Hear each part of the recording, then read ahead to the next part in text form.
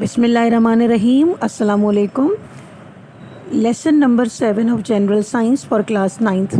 This lesson is the last part of chapter Men and Health. In our previous lecture, we have discussed some deficiency diseases, fitness and good health. In today's lesson, we will discuss the topic first aid.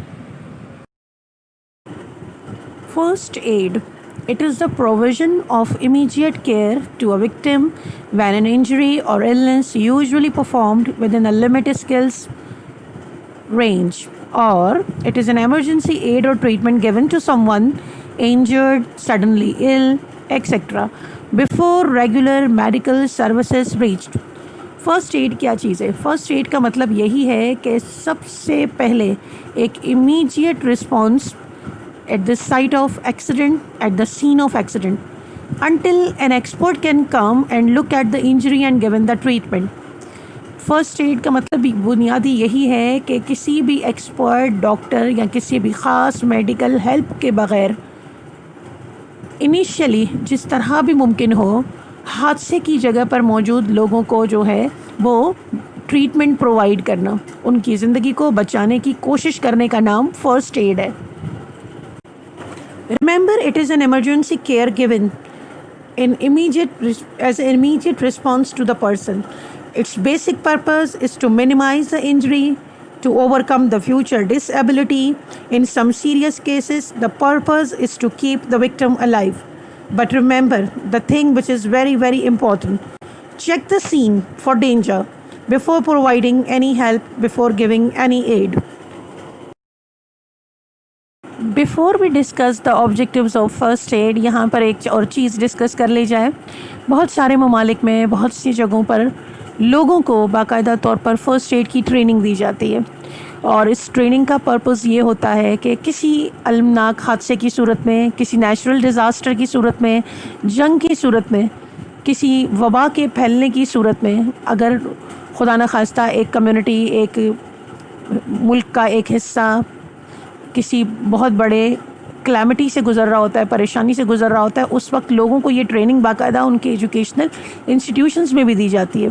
और इसका purpose यही होता है कि जो trend लोग हैं वो बड़े आराम से मेडिकल टीमों के साथ मिलकर जो है लोगों की मदद का, लोगों की जान बचाने का काम जो है वो अंजाम देते हैं. और the objectives of the first aid are to preserve life, to prevent further injury, to prevent victim from getting more worse, to promote recovery. ये फ़र्स्ट एड के कुछ पीज़ हैं जो याद रखने बहुत ज़रूरी हैं. ज़िंदगी को बचाना सबसे बड़ी प्रायोरिटी. अगर खुदा न खास्ता कुछ इंजरीज़ हैं तो उन्हें मज़ीद वर्स होने से बचाना, और जिस हद तक मुमकिन है recovery as soon as possible जो है उसका होना यकीनी बनाना जो है इसके मेजर ऑब्जेक्टिव्स हैं.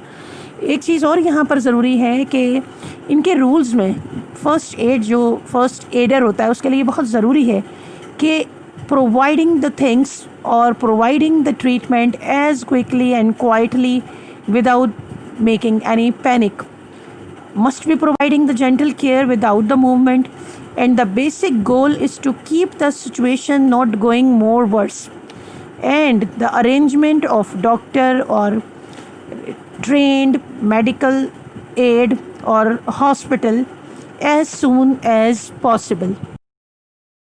Before the discussion of first aid in few cases, first we will see the first aid kit. आपने देखा होगा कि फ़र्स्ट एड की जो किट है उसमें बहुत सारी ऐसी चीज़ें होती हैं जो कि किसी हादसे के वक्त बहुत मददगार साबित होती हैं.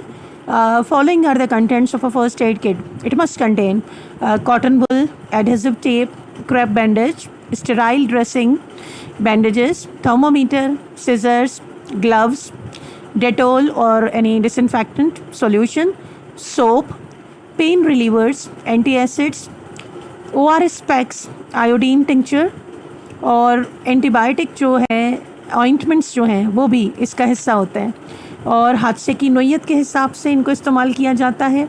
और इनिशियली जिस हद तक मुमकिन हो इन चीज़ों की मदद से जिस तरह भी किसी पेशेंट को, किसी विक्टिम को मदद दी जाए, वो इसमें ये किट में मौजूद चीज़ें जो हैं वो बहुत ज़्यादा कारामद साबित होती हैं। इसके अलावा जो है सेफ्टी पिन्स और एक और बहुत इम्पॉर्टेंट कंपोनेंट है नाइट्रोग्लिसरीन टैबलेट्स जो होती हैं, नाइट्रोग्लिसराइड टैबलेट्स जो होती हैं वो भी इनके अंदर मौजूद होती हैं, जो कि खुदा न खास्ता हार्ट अटैक की सूरत में अगर कोई मरीज़ सामने आ जाता है या किसी को हार्ट अटैक हुआ होता है तो उसकी ज़ुबान के नीचे रख कर से इनिशियल रिकवरी देने में मदद देने वाली टैबलेट्स जो हैं, लाइफ सेविंग टैबलेट्स कहलाती हैं, वो भी इसके अंदर शामिल होती हैं। First we will see the first aid in case of the cuts, scraps and wounds. क्या बेसिक फर्स्ट एड दी जाती है अगर किसी को कट्स लग जाएं, माइनर कट्स हों और ज़ख़म हो जाएं, तो सबसे पहली चीज़ ये होती है, it is very important to examine the nature of the wound, किस किस्म का ज़ख़म है, कट लगने की वजूहत क्या हैं। और उसके बाद सेकंड इम्पॉर्टेंट थिंग है, किसी भी किस्म के कट, स्क्रैप या ज़ख़म को सबसे पहले धोया जाता है, वॉश द हैंड्स और wash the affected area. Cleaning of the wound with the water including the disinfectant is also very important or it is also appreciated, and pat it dry, और उसके बाद उसे टैपिंग करके उसे दबा कर और उसे ब्लड फ्लो जो है रोकने की कोशिश करना। ये कुछ इनिशियल स्टेप्स हैं जो कि लिए जाते हैं whenever there is any kind of cut. So just see what to do when any type of cut, scrapes and wounds occur. First aid in case of cuts. Do not touch the cut or the wound with the finger. कभी भी किसी भी किस्म के ज़ख़म या cut लग जाने की सूरत में उसको डायरेक्टली हाथों से टच नहीं करना चाहिए। उसका रीज़न है, उसकी रीज़न ये है कि हमारे हाथ या हमारे फिंगर्स जो हैं वो क्लीन नहीं हैं। They carry many germs which are not visible और might be possible there are bacterias on it. So it is very important and necessary to apply any disinfectant solution first. तो सबसे पहले जो है टिंक्चर जो है उसका इस्तेमाल भी बहुत ज़रूरी है। ऐसी सूरत में पहला काम आप ये करेंगे, wash the cut with water. जो कट है, वुंड है, उसको सबसे पहले बहुत अच्छे तरीके से जो है रनिंग वाटर से धोया जाएगा। If the cut is smaller just apply a smaller band. अगर कट बहुत छोटा सा है और मामूली नोयत का है तो उसे तो डायरेक्टली बैंड करके कवर कर दिया जाएगा। कवर करना वुंड को, कट को बहुत ज़रूरी होता है, क्योंकि अभी हमने कहा कि हम अपनी फिंगर से डायरेक्टली कट एरिया या अफेक्टेड एरिया को टच नहीं कर सकते, क्योंकि बहुत चांसेस होते हैं हमारे हाथों पर, हमारी उंगलियों पर लगे हुए जरासीम उस ओपन एरिया से हमारी बॉडी में, हमारे ब्लड में शामिल हो जाए। बिल्कुल इसी तरह ज़ख़म को कभी भी खुला नहीं छोड़ते, उसे फ़ौरन एक प्रॉपर तरीके से बेंड कर दिया जाता है, कवर कर दिया जाता है। If the cut is large enough take sterile pads and put it on the cut. अगर कट जो है वो गहरा है और जो है उसका इंटरनली भी उसने कुछ डैमेज कॉज किया है, तो उस सूरत में आपने क्या करना है, स्टेराइल पैड्स लेने और उनको कवर करना है उससे, और कोशिश करनी है कि जितना जल्द मुमकिन हो। डॉक्टर का अरेंजमेंट जो है इस केस में बहुत इंपॉर्टेंट है ताकि ज़्यादा ब्लड लॉस ना हो, क्योंकि बेसिक प्रायोरिटी यही होती है how to overcome the chances of bleeding, how to stop the bleeding. और उस कंडीशन को जो है जब तक कंटिन्यू रखना, ब्लड रोकने की कोशिश को, तब तक के किसी एक्सपर्ट की जो मदद है वो आपको हासिल ना हो जाए।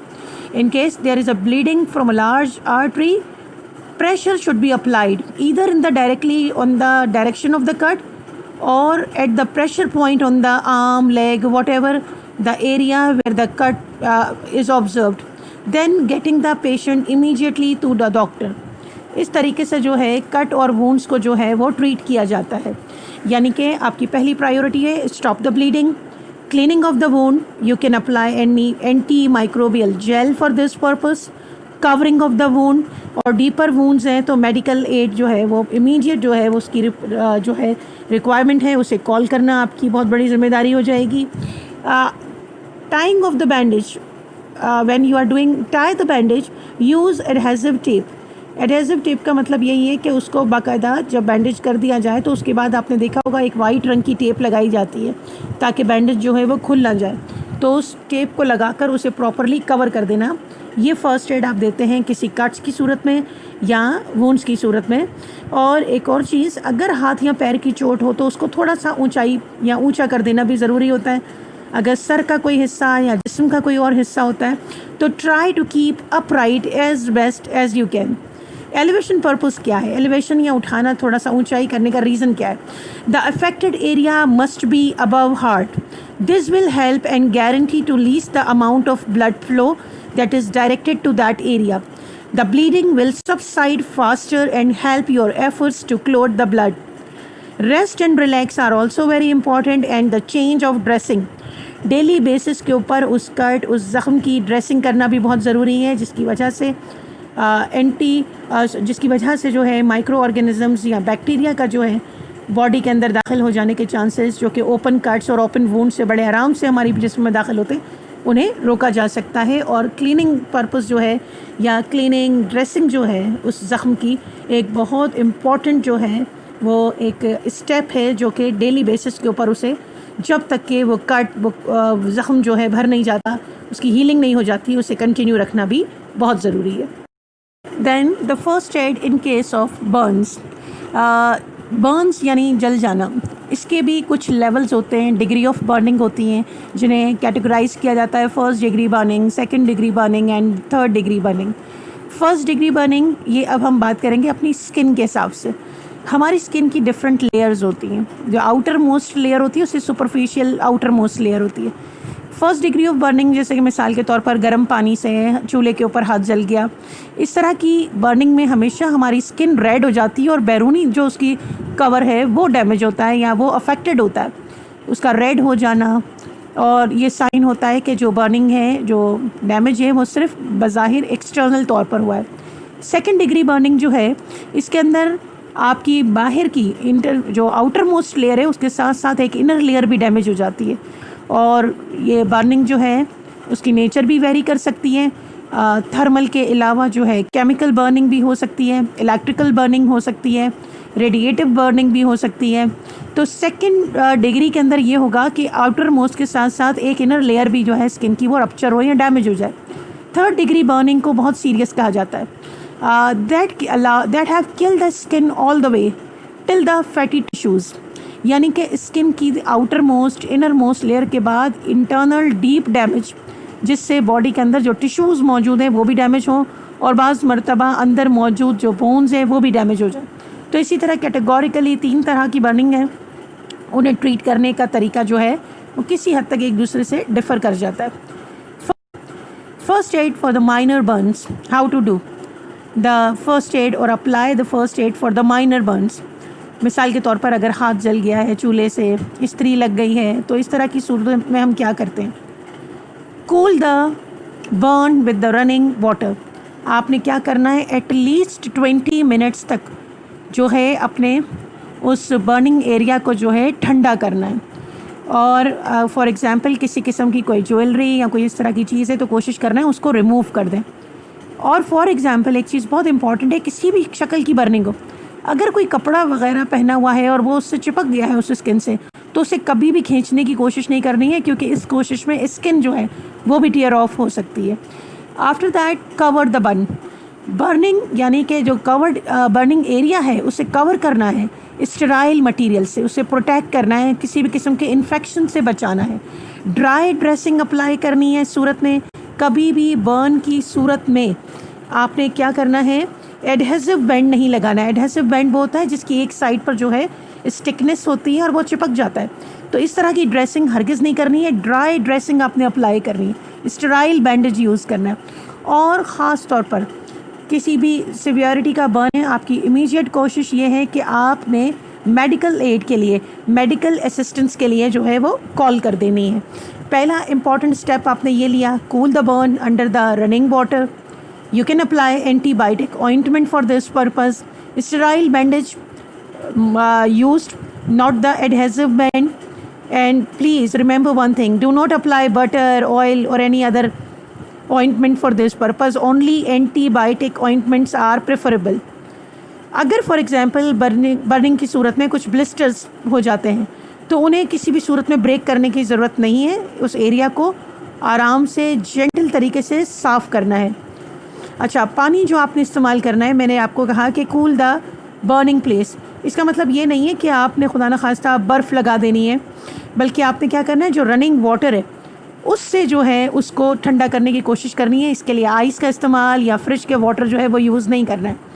अच्छा, ये भी मुमकिन है कि खुदा न खास्ता किसी किस्म का पेन है तो आप कोई पेन रिलीवर भी ले सकते हैं। सीरियस बर्न है तो सबसे पहले आपने जो है वो इमीडिएटली कॉल कर देना है मेडिकल जो है आपकी हेल्प के लिए। बाज़ लोग इसमें एग, बटर और ऑयल का इस्तेमाल करते हैं, ये बिल्कुल भी नहीं करना है। अगर इलेक्ट्रिकल या केमिकल बर्न है तो बर्न शील्ड होती है, हाइड्रोजेल, तो वो अफेक्टेड एरिया के ऊपर लगाना है।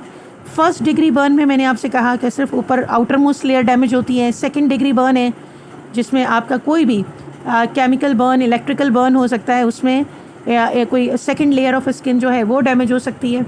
तो उससे जो है आपने क्योर करने के लिए हर किस्म के बर्न में आपने हाथ उस बर्निंग एरिया को जो है वॉश करना है। लेकिन इलेक्ट्रिकल बर्न है तो उसमें जाहिर सी बात है सबसे पहले आपने वो तमाम रीजंस जो हैं ख़त्म कर देने हैं कि जो कि फ़र्दर मोर जो है डैमेजेस जो है वो इंक्रीज़ कर दें। केमिकल बर्न है उसमें भी आपने सबसे पहले जो है आपने उस अफेक्टेड एरिया को धोना है ताकि केमिकल्स के जो इफ़ेक्ट हैं वो जो है वॉश आउट हो जाए। तो इस तरह से आपने बर्न्स की सूरत में जो है फ़र्स्ट एड प्रोवाइड करनी है। First aid in case of nose bleed. आपने अमूमन देखा होगा कि लोगों के नाक से जो है वो खून आने लगता है, नोज़ ब्लीड करने लगता है। There are many reasons for this nose bleed. Nose bleed के बहुत सारे रीज़न्स हो सकते हैं। किसी किस्म की कोई एलर्जी भी हो सकती है पर्सन को, और इसके अलावा जो है दिल की बीमारी में मुब्तला लोग कुछ ऐसी मेडिसिन इस्तेमाल करते हैं जिनसे उनका ब्लड जो है वो थिन हो जाता है, ये भी एक रीज़न है। बाज़ मरतबा ये होता है कि सर्दियों के अंदर अमूमन खुश्क हवाओं से जो है इंटरनल नोज़ लाइनिंग डैमेज हो जाती है जिससे वो ड्राई हो जाती है, उसमें क्रैक्स होते हैं और ब्लीड भी करने लगती है। इसके अलावा जो है बहुत सारे लोगों के अंदर क्लॉट फॉर्मेशन नॉर्मली नहीं हो रही होती, तो खून का पतला हो जाना, जैसे अभी मैंने कहा दिल की बीमारियों के लिए इस्तेमाल की जाने वाली दवाएं, ये भी रीज़न हो सकता है। पिकिंग द नोज़, बाज़ मरतबा नाक को साफ़ करने के लिए जो है उसे इतना ज़्यादा डीपली पियर्स कर दिया जाए तो उसमें स्क्रैचेस हो जाएं तो भी नोज़ ब्लीड करने लग जाए। तो there are multiple reason for the nose bleed. लेकिन अगर for example if you experience the frequent nose bleed, it is very important to speak to your doctor to rule out the cause. तो सबसे अब हम देखेंगे what to do when we suffer from the nosebleed. If a nosebleed happens, pinch the soft part of the nose and tilt the head slightly forward. अगर nose bleed करने लगता है तो नाक के नर्म वाले हिस्से को जो है दबाकर और चेहरे को या सर को जो है थोड़ा सा आगे की तरफ जो है मूव किया जाए। Sit in a chair and lean the head forward. थोड़ा सा सर को आगे की तरफ झुकाना है। Pinch the soft part of the nose, हल्का सा नाक के नर्म वाले हिस्से से उसे आपने प्रेस करना है और ये डायरेक्ट प्रेशर है ताकि ब्लीडिंग जो है वो कंट्रोल की जाए। इसके अलावा आइस पैक का इस्तेमाल on the top nose and cheeks helps to control the bleeding before seeking for the medical aid. And for example if there is a swelling and pain and if there is any other trauma inside the nose तो उसको भी overcome करने के लिए ice pack जो है वो मदद कर सकता है। और अगर फॉर एग्जांपल नोज़ ब्लीड करता है तो क्या चीज़ें आपको नहीं करनी है, लाई डाउन यानी कि लेट जाना, सर को पीछे की तरफ झुका देना और बहुत सख्ती से जो है बड़ी प्रेशर से जो है नाक को छिड़कना जो है या नाक को साफ़ करने की कोशिश करना, ये भी गलत है। और ऐसी कंडीशन के अंदर एस्पिरिन का इस्तेमाल या वो दवाएं जो कि खून को पतला करती हैं उनका इस्तेमाल भी जो है वो रोक देना चाहिए। So there are many delicate blood vessels inside the nose that can be easily damage due to many reasons and risk factor nose bleeds.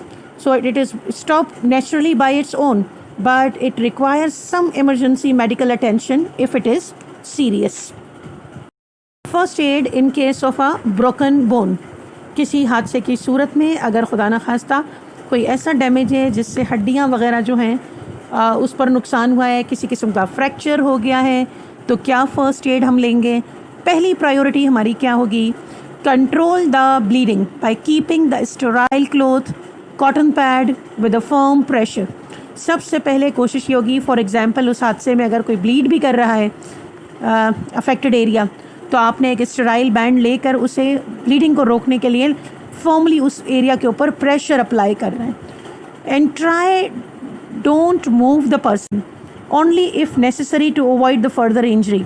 अगर खुदा न खास्ता हादसे की जगह के ऊपर मज़ीद इंजरीज़ का ख़दशा है तो उस सूरत में आप वहाँ से जो है विक्टिम को मूव करेंगे, वरना उसे उस कंडीशन में मूव नहीं करना है। Apply the ice packs. बाज़ मरतबा ये भी होता है कि इंटरनल इंजरी की सूरत में, ब्रोकन बोन या फ्रैक्चर की सूरत में जो है स्वेलिंग हो जाती है, तो क्या करना है, apply ice packs to limit the swelling and never apply the ice directly to the fracture place. Wrap in a towel before applying. आपने जो आइस पैक जो आपने अप्लाई करना है उसे डायरेक्टली जो है फ्रैक्चर्ड प्लेस के ऊपर नहीं रख देना, उसे बाकायदा टॉवल के अंदर रैप करके फिर उसके बाद आपने उससे टैपिंग करनी है। Splint helps to immobilise the bone before professional medical attention can take over.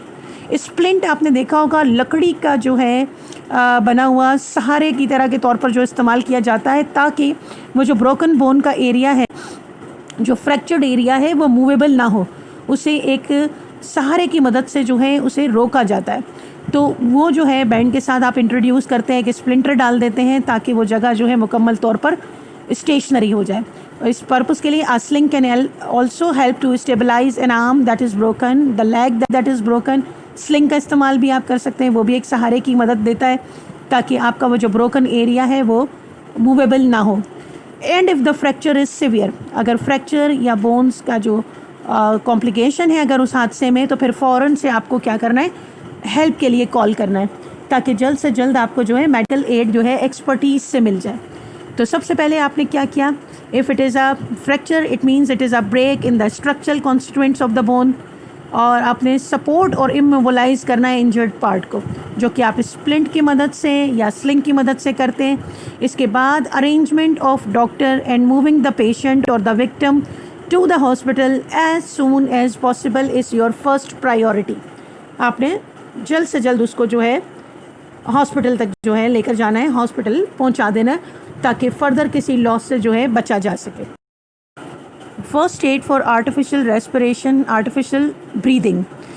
मुख्तलिफ़ हादसात के अंदर सफोकेशन की वजह से, दम घुटने की वजह से लोगों के साथ ये हादसा पेश आ सकता है कि सांस लेने का मसला हो। तो what to do with this, make sure the airways are clear.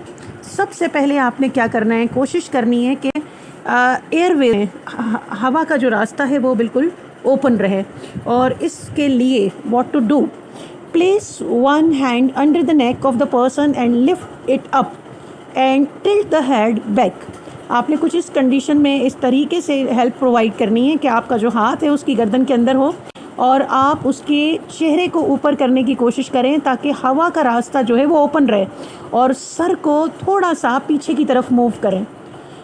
Pulling of इस पर्पस में, इस मकसद के लिए एयरवेज जो हैं वो आपके ओपन हो जाएंगे और फ्रेश एयर को जो है वो जिस्म में दाखिल होने के लिए आसानी मिलेगी। और इसमें रेस्क्यू के कुछ और तरीके भी शामिल हैं।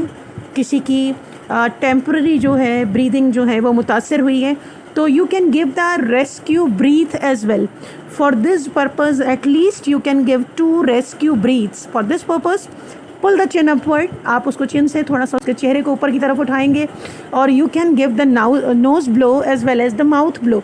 आप उसको नाक के ज़रिए और मुंह के ज़रिए भी जो है ब्रीदिंग जो है सपोर्ट कर सकते हैं जब तक कि उसकी अपनी सांस जो है वो बहाल ना हो जाए। And the important thing for artificial breathing is give the CPR, cardio pulmonary resuscitation. इसके अंदर आप क्या करते हैं, आप उसके पेशेंट के या विक्टिम के सीने के ऊपर जो है कंप्रेशन देते हैं, यानी you are pushing hard and faster on the centre of the victim's chest. और ये एक्टिविटी जब तक, ये कंप्रेशन जब तक कंटिन्यू रहेगा जब तक कि उसकी अपनी जो है सर्कुलेशन जो है वो रिज्यूम ना हो जाए। So these are the few steps you will take when you will feel that someone is suffering from, someone has a problem of उसको आर्टिफिशियल ब्रीदिंग या रेस्पिरेशन की ज़रूरत है। और ये एक्टिविटी और ये जो आप जो एड प्रोवाइड कर रहे हैं ये आपने उस वक्त तक कंटिन्यू रखनी है जब तक कि आपको बाकायदा ट्रेंड डॉक्टर की मदद ना मिल जाए, ताकि आपका पर्पस क्या है कि उस पर्सन की जान बचाने के लिए उसकी सांस बहाल करने के तरीक़ों पर अमल करना। इसमें नोज़ ब्लो भी शामिल है, माउथ ब्लोइंग भी है, और CPR कार्डियो पल्मोनरी मसाज जो है वो भी इसके लिए एक बहुत इफेक्टिव जो है स्टेप है जिसे लेकर आप किसी की मदद कर सकते हैं। First aid in case of heart attack. Heart attack may come as a surprise or the victim may have the earlier heart disease history, high blood pressure. Heart attack जो है ऑल ऑफ अ सडन जो है एक आपकी normal heart functioning के आने वाले change को कहा जाता है। डिपेंड करता है, इसके होने की कंडीशन भी वेरी करती है। बाज़ मरतबा किसी पेशेंट को, किसी पर्सन को अर्लियर या पहले से जो है हार्ट डिजीज़ की हिस्ट्री हो, हाई ब्लड प्रेशर का प्रॉब्लम हो, तो उसे हार्ट अटैक जो है हो सकता है। और बाज़ मरतबा पहली मरतबा जो है लाइफ में जो है हार्ट अटैक किसी को हो, तो ये डिपेंड करता है, वेरी करता है कंडीशन। सिम्टम्स भी इसके वेरी करते हैं। बाज़ मरतबा एक्सट्रीम पेन से लेकर लोगों का वक्ती तौर पर जो है अनकॉन्शियस में चले जाना, यानी उसे बेहोशी की कैफियत जो है ये भी कह सकते हैं। लेकिन अगर आप उसकी बहुत अच्छी केयर करें तो हार्ट अटैक से रिकवरी भी मुमकिन होती है। बाज़ मरतबा कुछ केसेस में इससे फौरी डेथ भी वाक़या हो जाती है। बहुत सारे रीज़न्स हो सकते हैं हार्ट अटैक के। आपका पहले जो है किसी दिल की बीमारियों की हिस्ट्री है, जिसकी वजह से जो है हार्ट को बहुत ज़्यादा प्रेशर अप्लाई करना होता है, पड़ रहा होता है ब्लड सप्लाई में। इसके अलावा जो है आपकी खुराक कुछ इस तरह की होती है, खाने पीने की जो है इस्तेमाल जो है खाने की चीज़ों का वो कुछ इस तरह का फैटी होता है, जिसकी वजह से लोगों को हार्ट अटैक हो जाता है। तो बहुत सारे रीज़न वेरी कर सकते हैं। बाज़ मरतबा लोगों का चेहरा जो है हार्ट अटैक की सूरत में अगर आप गौर करें तो चेहरा जो है वो पेल हो जाता है। एक पेन सा होता है जो चेस्ट से स्टार्ट होता है और फिर वो जो है आपके लेफ़्ट आर्म में महसूस किया जाता है। इसके अलावा वो आपके जॉज़ में रेडिएट होता है, शोल्डर्स में रेडिएट होता है। ये कुछ साइन होते हैं जिनसे पता चलता है लेफ़्ट आर्म, लेफ़्ट रिस्ट के अंदर के जो है खुदा न खास्ता ये हार्ट पेन है, जो हार्ट अटैक की सूरत है। और बाज़ मरतबा मैंने आपसे कहा अनकॉन्शियस में चले जाना पेशेंट का, सीने के अंदर दबाव पड़ना, सांस लेने में मुश्किलात का सामना करना, ये बहुत सारे साइन है जो पर्सन टू पर्सन और केस टू केस जो है वो वेरी करते हैं। तो what to do in case of heart attack? Lay the victim on the floor और ऑन अ बेड। जो विक्टिम है वो जिस कंडीशन में उसको वहीं पर स्टेशनरी रखा जाए। उसे फ्लोर पर अगर मौजूद है तो वहीं पर लेटा रहने दिया जाए, या फिर उसे बिस्तर के ऊपर मौजूद है। और कीप हिम एब्सोल्युटली क्वाइट, उसको मुकम्मल तौर पर जो है खामोश रखा जाए। उसके सर को थोड़ा सा ऊंचा कर दिया जाए। Do not move the victim until the pain has eased. Meanwhile try to give him as necessary to keep him warm. उसको कोशिश करें वार्म करने की, उसे वार्मिंग दें, वार्मथ इम्पैक्ट दें। उसको मूव ना करने दें, मूवमेंट जो है वो बिल्कुल भी जो है उसको रिस्ट्रिक्ट करें। And give the nitroglycerin tablet to keep under the tongue. अगर उस पर्सन की पहले से जो है हार्ट अटैक की हिस्ट्री है तो डेफिनेटली उसके पास नाइट्रोग्लिसरीन टैबलेट्स होंगे, तो कोशिश करें कि वो टैबलेट लेकर उसकी ज़ुबान के नीचे दबा दें। This will usually terminate the attack promptly and afterwards medication is also best administered with the patient lying down as it may cause the fainting. इसके बाद जो बहुत इम्पॉर्टेंट चीज़ है arrangement of doctor. As soon as possible उस patient को जो है उस कंडीशन में आपने डॉक्टर के पास ले जाना जो है वो बहुत ज़रूरी है, ताकि मज़ीद किसी किस्म की सिवियरिटी से बचा जा सके। First aid for animals bite. The most dangerous biting animals are those which carry rabies in their saliva. आपने देखा होगा कि नॉर्मली घरों के अंदर जो है हम लोग कैट्स और डॉग्स जो हैं उनको रखते हैं, और यही जानवर वाइल्ड एनिमल्स की कैटेगरी में भी आ जाते हैं। अगर आप डोमेस्टिक एनिमल्स को देखें तो लोगों के पास घरों में काउज़ होती हैं, रखते हैं गांव देहातों में। बाज़ लोग कैमल्स को भी रखते हैं, कैट डॉग्स को रखना भी एक मामूल होता है। लेकिन वाइल्ड एनिमल्स की कैटेगरी के अंदर अमूमन बैट्स आ जाते हैं, स्क्वेरल्स और रैबिट्स आ जाते हैं, जो कि they carry the rabies virus in their saliva. और अगर खुदा न खास्ता इस तरह के जानवर अगर बाइट कर दें तो ये वायरस जो है लोगों के अंदर ट्रांसफ़र हो जाता है, जो उनके लिए बाज़ मरतबा जानलेवा भी साबित होता है। लेकिन ये रेबीज़ का virus it is also present in the saliva of dogs as well. These biting animals can be cats as well and foxes as well. So पहले तो ये देखना है कि ये जानवर हमें नॉर्मली जो है जानवर हमला कब करते हैं या बाइट कब करते हैं। एनिमल्स में bite in self defence, in an attempt to prey, in food and as a part of the normal interaction. अगर वो अपने सेल्फ डिफेंस में अगर उन्हें ये लगे कि उन पर हमला कर दिया गया है तो वो ज़रूर हमला करते हैं या बाइट करते हैं। अपने फूड की तलाश में होते हैं तब भी वो हमला करते हैं, अपने शिकार को हासिल करने के लिए। इसके अलावा नॉर्मल इंटरेक्शन में जो लोग पेट लवर्स हैं उन्होंने कैट्स को देखा होगा अमूमन कि वो जब आपसे खेलती हैं तो वो अक्सर वो आपके हाथों पर बाइट करती हैं। तो ये वो साइन है कि जो एनिमल बाइट्स हैं इसमें अगर आपका पेट जो है आप उसको प्रॉपरली ट्रीट करते हैं तब तो रेबीज़ के चांसेस बहुत कम है। लेकिन फॉर एग्ज़ाम्पल अगर यही एक्टिविटी किसी वाइल्ड एनिमल की है तो उस सूरत में बहुत चांसेस हैं कि उसके सलाइवा से जो रेबीज़ है वो आपके ब्लड के अंदर ट्रांसफ़र हो। और रेबीज़ एक ऐसा वायरस है जो बहुत सारे न्यूरल डिसऑर्डर्स कॉज करता है और बाज़ मरतबा अगर ये प्रॉपरली ट्रीट ना हो तो फिर ये जानलेवा भी साबित हो सकता है। तो सबसे पहले तो हम ये देखेंगे before doing the first aid for the animals, हम ये देखेंगे कि if you are pet lover and you are keeping pets at home, what to do with them. ये चीज़ बहुत ज़रूरी है कि उस प्रिवेंशन के लिए पहले हम क्या कर सकते हैं। प्रिवेंशन ये होगी कि vaccinate all the pets against the rabies. आप घर में जो भी अपने पास पेट्स रखते हैं आप उनको जो है बाकायदा तौर पर रेगुलर बेसिस के ऊपर वैक्सीनेट करवाया करें रेबीज़ से। And don't disturb the animals while they are eating. जानवरों को कभी भी उनके खाते वक्त जो है वो डिस्टर्ब या उनको छेड़ना नहीं चाहिए।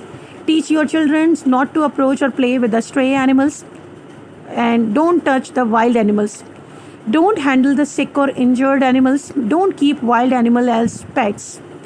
ये कुछ प्रिवेंटिव मेजर्स हैं जिनको अगर हम लें तो हम बहुत हद तक इन हादसात से बच भी सकते हैं।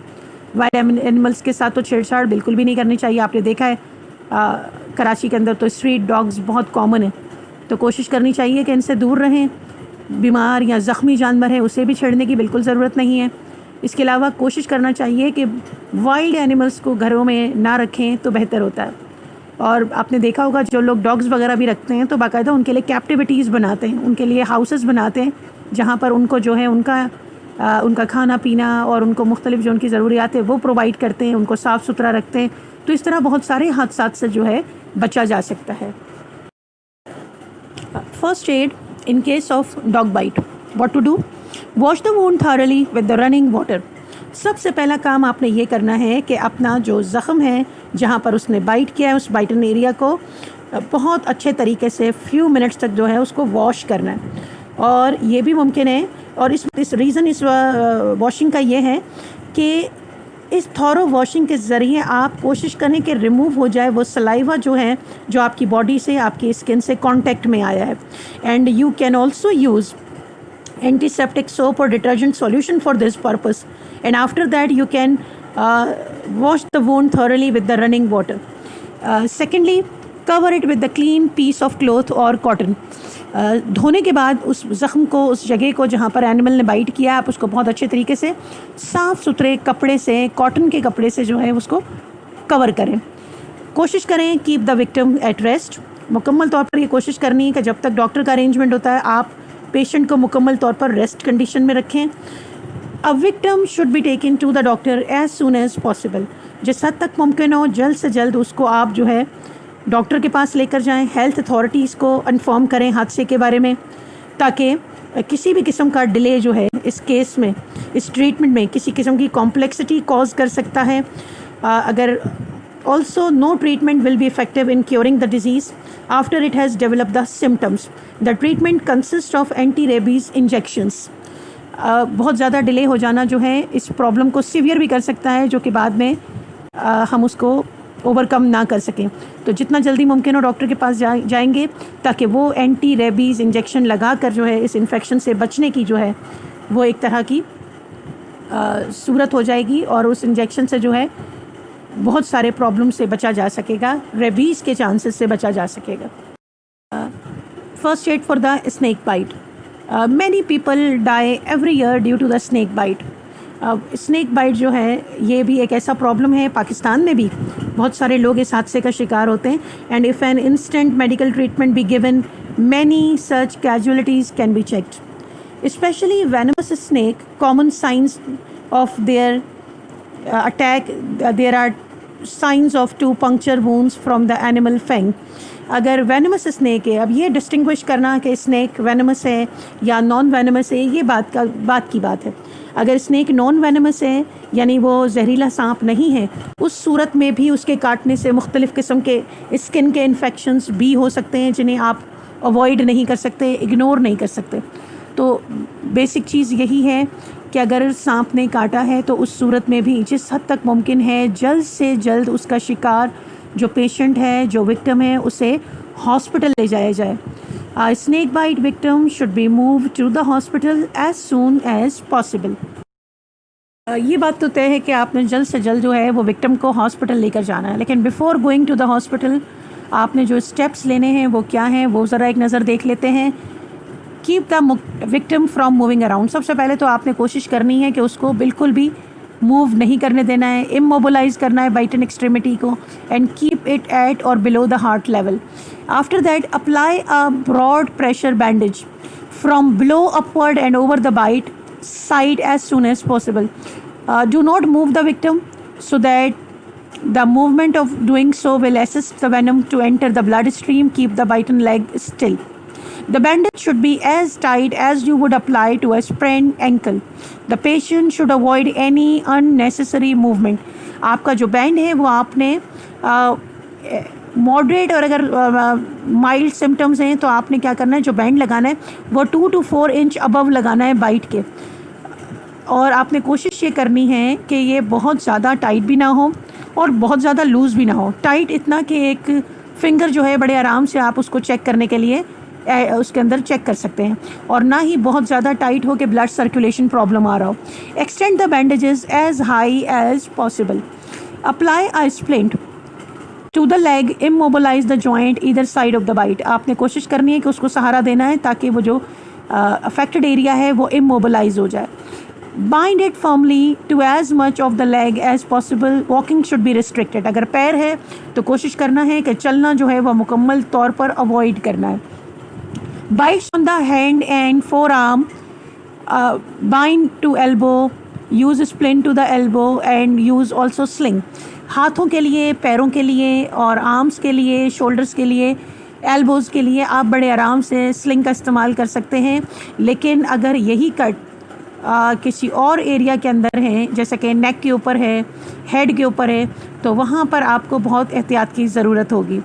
अगर सीवियर सिम्टम्स हैं तो आप जो है कोशिश करेंगे कि जल्द से जल्द बैंड लगाएंगे और उसकी स्किन के एरिया को, अगर वो हाथ पे है, पैर पर है, तो कोशिश करेंगे कि शार्प स्टेरलाइज ब्लेड से थोड़ा सा उसको कट कर दें, और कट इतना डीपर भी ना हो कि अंदर स्किन चला जाए और जो है वो ब्लड लॉस हो जाए। और कोशिश करनी है कि माउथ सेक्शन अवॉइड करना है, क्योंकि अगर उसमें ज़रा सी भी केयरलेसनेस हुई तो जो रेस्क्यूअर माउथ से सक कर रहा है उसकी अपनी जान को भी ख़तरा हो सकता है, क्योंकि खुदा न खास्ता अगर उसने वेनम जो है प्रॉपरली जो है स्पिट आउट नहीं किया तो और वो उसके मुंह में चला गया और वो उसे प्रॉपरली वॉश नहीं कर सका तो उसकी अपनी जान को भी ख़तरा हो सकता है। तो इसीलिए कोशिश करनी चाहिए कि माउथ सक्शन इस केस में अवॉइड करें, और जितना जल्दी मुमकिन हो सके पेशेंट को, विक्टिम को जो है नियरेस्ट पॉसिबल हॉस्पिटल ले जाया जाए, डॉक्टर के पास ले जाए। And it is also advisable that the snake for example should be killed without delay, और it should be taken with care to the hospital for identification. For example अगर उस हादसे में किसी तरह से अगर मुमकिन हुआ है और उस सांप को आपने मार दिया है तो उस स्नेक को भी आप ऑथोराइज जो है आपके हेल्थ डिपार्टमेंट है वहाँ लेकर जाएं, ताकि आइडेंटिफाई हो कि इधर ये वेनमस सांप था, वेनमस स्नेक था या नहीं था।